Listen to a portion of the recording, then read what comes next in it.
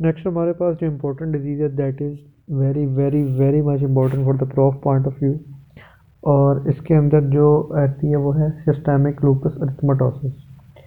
अब इसमें ये होता है कि हमारे पास इसके डेफिनेशन होने से पहले inflammatory multi systemic auto immune disorders, ठीक है, with the positive ANA antibody. इसका फीचर है कि इसमें ANA पॉजिटिव होता है, मल्टी सिस्टम इन्वॉल्व होते हैं, ऑटो इम्यून और इन्फ्लामेटरी। अच्छा, अब सबसे पहले चलते हैं जी कि इसमें जेनेटिक और इन्वायरमेंटल फैक्टर्स होते हैं। फीमेल इन्वॉल्व होती हैं 20 से 30 साल की, ठीक है, और उसके अलावा इसमें जो इन्वायरमेंटल फैक्टर होता है उसमें अल्ट्रा वायलेट रेडिएशन आती हैं, सन एक्सपोजर होता है, एप्स्टीन बार वायरस होता है पॉजिटिव। इसके अलावा जो है वो ड्रग्स हो सकती है, जैसे कि हाइड्रोलाजीन हो सकती है, ईस्ट्रोजन हो सकता है, इसलिए वो मेल में होता है ज़्यादा, फीमेल में ज़्यादा होती है इसलिए ईस्ट्रोजन हो सकता है। अच्छा, उसके बाद जो हमने मल्टी सिस्टमिक पढ़े थे ना, अब हम उसमें चलते हैं मल्टी सिस्टम में है क्या। सबसे पहले चलते हैं हम स्किन के अंदर। स्किन के अंदर चार चीज़ें आती हैं। एक होती है मलार रैश, जिसको हम बटरफ्लाई रैश भी कहते हैं, डिस्क्वायड रैश, फोटो सेंसिटिविटी और ओरल अल्सर। ठीक हो गया। उसके बाद चलते हैं हम मस्कुलोस्केलेटल डिसऑर्डर्स की तरफ। मस्कुलोस्केलेटल डिसऑर्डर में हमारे पास जॉइंट इन्वॉल्व होंगे। उसने कहा है कि रिमेटॉइड आर्थराइटिस की तरह इसके अंदर सिमेट्रिकल और स्मॉल जॉइंट इन्वॉल्व होते हैं, लेकिन ये नॉन इरोसिव आर्थराइटिस है एक्चुअली। वो जो रिमेटॉइड आर्थराइटिस थी दैट वाज इरोसिव, लेकिन ये नॉन इरोसिव है। वही सिमेट्रिकल, वही स्मॉल जॉइंट, लेकिन नॉन इरोसिव। ठीक हो गया। इसके अलावा रायनाइड फिनोमिना इसमें पॉजिटिव होता है। तो हमारे पास दो चीज़ें हो गई, एक ज्वाइंट पढ़ लिया हमने और एक स्किन पढ़ लिया। उसके बाद चलते हैं किडनी की तरफ। किडनी के अंदर दो चीज़ें होती हैं। एक तो हमारे पास किडनी के अंदर होती है RBC कास्ट बनते हैं। इसके बाद प्रोटीन यूरिया होता है। अच्छा, उसके बाद हम चलते हैं कार्डियो पल्मोनरी की तरफ। उसके अंदर है सीरोसाइटिस होता है। सीरोसाइटिस से मुराद चार चीज़ें आती हैं उसके अंदर: pleural effusion, pleurisy, pericardial effusion, pericarditis, myocarditis. मतलब हार्ट की दो डिजीज़ आ जाती हैं, पेरिकार्डियल इफ्यूजन और प्लूरल इफ्यूजन, तो दोनों आती हैं ना, इफ्यूजन। उसके अलावा कार्डाइटिस आ सकती है, पेरिकार्डाइटिस, मायोकार्डाइटिस और प्लूरिसिटी। अच्छा, CVS भी हो गया। उसके बाद चलते हैं CNS की तरफ। CNS में होता है, इसमें सीजर्स होती हैं, साइकोसिस होती हैं, क्रेनियल नर्व पाल्सी होती है, एपिलेप्सी हो सकती है। अच्छा, अब इसके अंदर ना हमने क्या क्या करवाना है।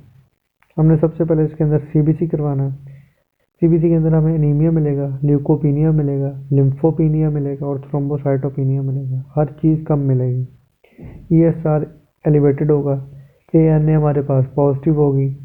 इसके अलावा डबल स्टैंडर्ड DNA एंटीबॉडी भी पॉजिटिव होगी और एंटी स्मूथ मसल भी पॉजिटिव होगी। इसको छोड़ें, सबसे पहले हम चलते हैं सबसे पहले हम चलते हैं इसकी डायग्नोस्टिक क्राइटेरिया की तरफ। ठीक है, 11 क्राइटेरिया हैं, 11। इसमें से चार स्किन के हैं जो मैं आपको बता चुका हूँ। स्किन के कौन से हैं? Malar rash, discoid rash, photosensitivity, oral ulcer. चार स्किन के हो गए। पांचवा मस्कुलोस्केलेटन का था, क्या हमने डिफरेंस पढ़ा था? Non erosive arthritis. पांच हो गए। छठा क्या है? कार्डियोपल्मोनरी, जिसमें मैंने आपको बताया था आपने सिर्फ एक लफ्ज़ याद रखना है, सीरोसाइटिस। बाकी सारी बीमारियां इसी में आ जाती हैं। छः हो गए। सातवां CNS। सीएनएस में आती हैं सीजर और साइकोसिस। वो एक ही में लिखना है आपने, सातवें में सीजर और साइकोसिस। आठवां renal, proteinuria, RBC cast. ठीक है। उसके बाद हिमाटोलॉजिकल। हिमाटोलॉजिकल के अंदर आते हैं, एक ही आता है, उसके अंदर चार चीज़ें आती हैं, आपने पढ़ा था, एनीमिया, थ्रोम्बोसाइटोपिनिया, ल्यूकोपीनिया, लिम्फोपीनिया। ये हो गया ब्लड। अब उसके बाद 9 हो गए। 10वां और 11वां दोनों सीरोलॉजी के हैं। क्या ANA पॉजिटिव एंटीबॉडी 10वां और बाकी सारी एंटीबॉडी 11वां। ठीक हो गया। अब ये हमारे पास 11 हमारे पास क्राइटेरियाज आ गए। अगर 4 से इंक्रीज हमारे पास क्राइटेरिया मिल रहे हैं तो इट मीन्स पर्सन को SLE है। उसके बाद ट्रीटमेंट की तरफ आते हैं। ट्रीटमेंट में हम इस तरह करते हैं कि सबसे पहले तो आपने सन एक्सपोजर और अल्ट्रा वायलेट रेडिएशन से बचना, यानी वही चीज़ हो गई। उसके बाद आपने सबसे पहले चलना है जी माइल्ड डिजीज़ के लिए। माइल्ड डिजीज़ के लिए आपने लेने हैं एनाल्जेसिक्स एंड एनासिड्स।